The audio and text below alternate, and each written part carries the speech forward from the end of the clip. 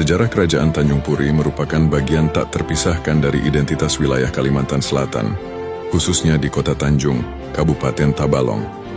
Eksistensi kerajaan ini menjadi unik karena mencerminkan historisitas manusia yang tidak dapat lepas dari masyarakatnya. Berdirinya kerajaan ini diperkirakan terjadi sekitar abad ke-4 atau ke-5 Masehi, yang dipicu oleh migrasi besar-besaran orang-orang Melayu dari Kerajaan Sriwijaya di Sumatera. Para pendatang ini membawa kebudayaan yang dianggap lebih maju pada masanya dan kemudian mendirikan pemukiman di pesisir Sungai Tabalong. Interaksi antara para imigran Melayu dengan penduduk lokal, terutama suku Dayak Maanyan, Dayak Bukit, dan Dayak Ngaju, melahirkan asimilasi melalui perkawinan silang. Perpaduan budaya dan etnis inilah yang menjadi akar muasal dari suku Banjar di Kalimantan Selatan.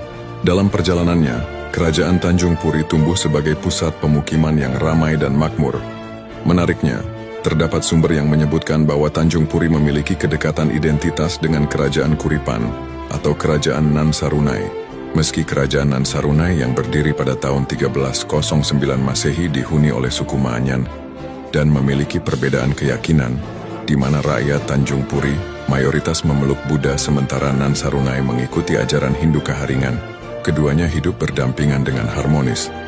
Hubungan kekeluargaan yang erat antar kerajaan ini membuat wilayah tersebut menjadi daerah perdagangan yang sangat pesat dan rakyatnya hidup dalam kesejahteraan selama berabad-abad. Ketangguhan Kerajaan Tanjung Puri diuji ketika Kerajaan Majapahit mulai melakukan ekspansi ke wilayah Kalimantan.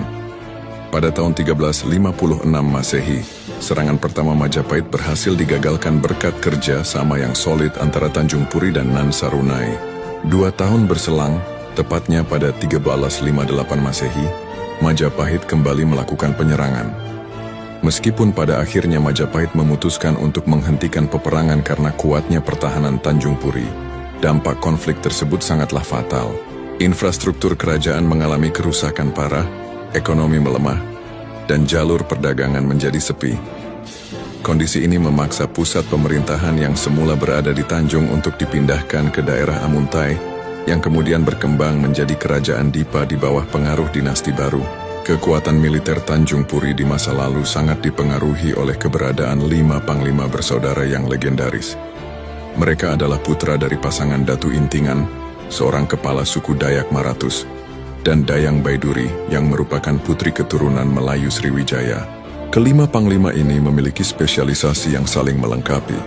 Panglima Alai yang menguasai taktik politik dan strategi, Panglima Tabalong yang dikenal karena keberanian dan jiwa ksatrianya, serta Panglima Balangan yang cerdas dan gemar menuntut ilmu. Selain itu terdapat pula Panglima Hamandit dan Panglima Tapin, saudara kembar yang dikenal berwatak keras dan tangguh dalam pertempuran. Keberadaan para panglima ini menjadi simbol perpaduan kekuatan lokal dan pendatang yang pernah membawa Tanjung Puri ke masa kejayaannya.